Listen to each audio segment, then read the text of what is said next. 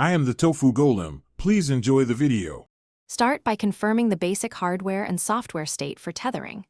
Check the USB cable integrity and swap to a known good USB 2, 0 or 3, 0 cable. Inspect the phone settings to confirm USB tethering is enabled and the host detects an RNDIS network adapter.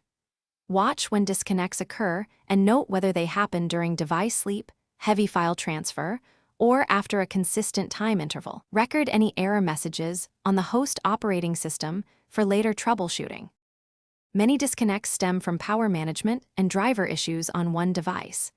Disable battery optimization for the Tethering app and enable the developer option Stay Awake while charging. Update or reinstall RNDIS and USB tethering drivers on the host computer.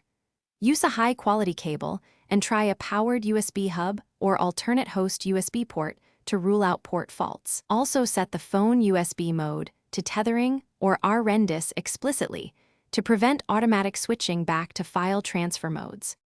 For a persistent stable USB tethering connection, combine configuration, power, and driver fixes. Set the phone USB mode explicitly to RNDIS and assign a static IP such as 192, 168, 42, 10 while matching the host gateway settings.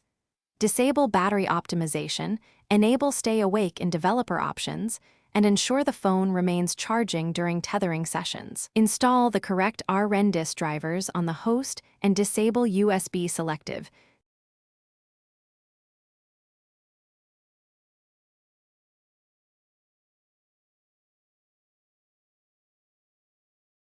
Thanks for watching. Consider subscribing if we helped you today.